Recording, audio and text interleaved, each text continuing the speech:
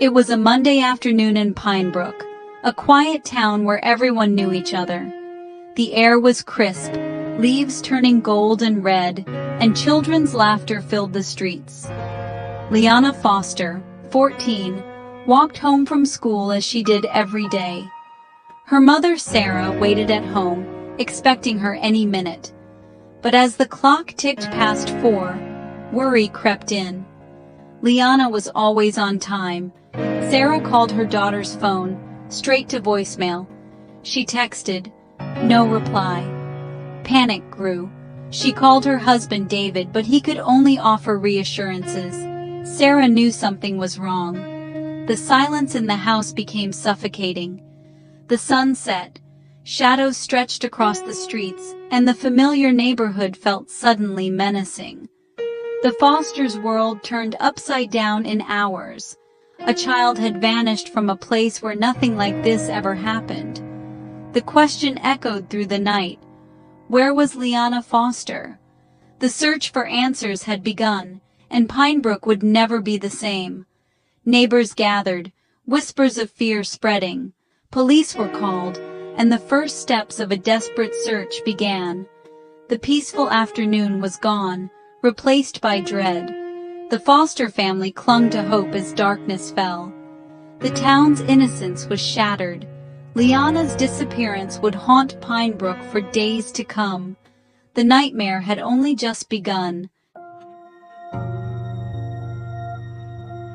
Who was Liana Foster? To understand the shock, you have to know the girl. Liana was a bright, happy teen, loved science, art, and her family. She was close to her parents and older brother Jake. No history of running away, no secret life, no trouble at home. Her friends described her as kind, responsible, and excited for the school science fair. She was planning her 15th birthday. Her social media showed nothing unusual, no distress, no secret relationships. Police found no evidence she left by choice. Liana was not a runaway. She was a victim. This realization chilled investigators and terrified the community. If Liana could disappear, anyone's child could. Her vanishing shattered Pinebrook's sense of safety. The search for Liana became a search for a predator hiding among them. The community's fear grew as every lead pointed to the same truth. Liana was taken. Parents watched their children more closely. The town's trust was broken. The case was no longer just about one missing girl. It was about the safety of everyone. The question changed. Who would do this? The hunt for answers intensified. Liana's story became a rallying cry for vigilance. The search for her was now a race against time. The first day after Liana vanished was chaos and fear. The foster home became a command center, police asking the same questions again and again. What was she wearing? What was in her backpack? Every detail mattered. Police tracked Liana's phone. It stopped pinging at 3:42 p.m. along her usual route. That silence was a chilling clue. The next morning, a city worker found Liana's backpack in tall grass near the sidewalk. Her books and school ID were inside, but her phone and wallet were gone. The backpack looked hastily discarded. This was no longer a missing person case. It was an abduction. The evidence was undeniable. The FBI joined the investigation. News spread quickly. A child had been taken.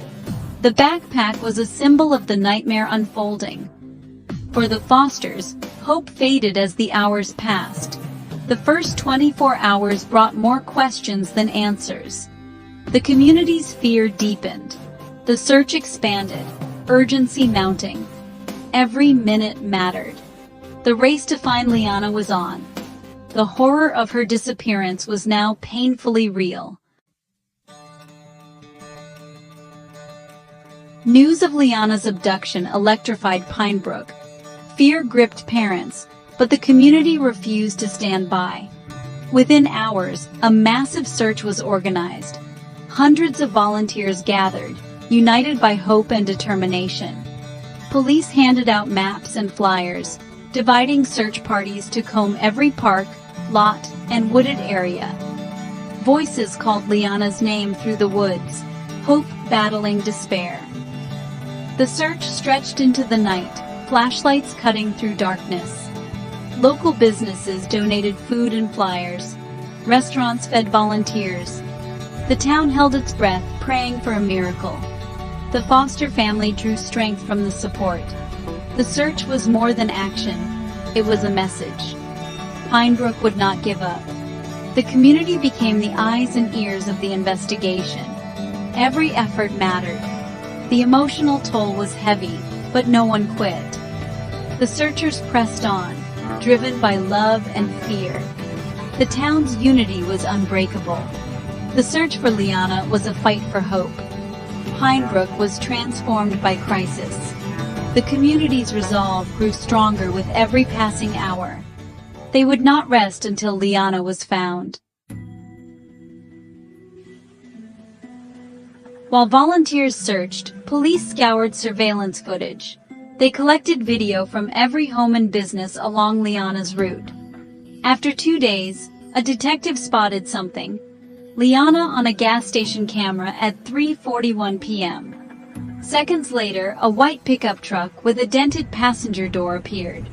The truck slowed, pulled over, and the camera angle shifted. Another doorbell camera caught the truck parked, Liana approaching. A man stepped out, grabbed her, and forced her into the truck. The truck sped away. The footage was grainy, but the vehicle was clear. Police had their suspect vehicle, a white, older pickup with a dent. An alert went out statewide. The search now had a target. The white truck became the investigation's focus. The race was on to find it before it was too late.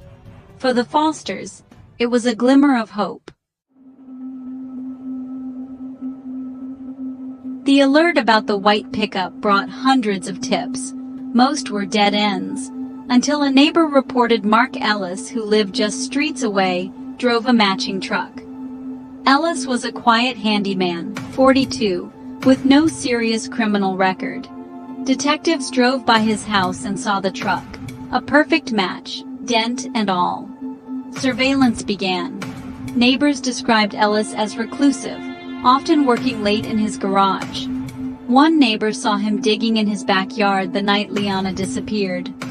The pieces started to fit. Police had a suspect, a vehicle, and a witness. But they needed proof, and a search warrant. The investigation narrowed to Ellis's small house, and the secrets it might hold. Tension mounted as police prepared to act. Every minute felt critical. The community watched, anxious for answers. The focus was now on one man and one house. The hope of finding Liana alive depended on what they'd find next. The investigation reached its most critical point. The truth was about to be uncovered. With a search warrant in hand, police moved in before dawn. A tactical team surrounded Mark Ellis's house. The neighborhood was silent, tension thick in the air. The lead detective knocked. "Police! Open up!" No answer. The team prepared to breach. Suddenly, Ellis opened the door, pale and fearful. He was taken into custody without resistance. Officers swept through the cluttered house, room by room, calling clear. Liana was nowhere inside. For a moment, hope faded, but the search included the backyard. There, in the center, was freshly disturbed earth. Investigators' hearts pounded as they began to dig. They hit something hard, wood. Clearing the dirt, they uncovered a hidden hatch. The moment was electric. This was what they'd feared and hoped for. The search shifted from dread to desperate hope. The hatch was pried open, revealing a dark hole below. The next moments would decide Liana's fate. The entire town held its breath. The hidden hatch changed everything. Officers opened it, revealing a ladder into darkness. Shining a flashlight, they saw her, Liana, alive, huddled in the corner. Relief swept through the team.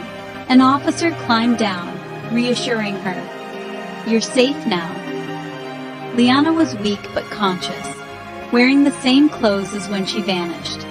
She was helped up into the morning light, wrapped in a blanket, and checked by paramedics.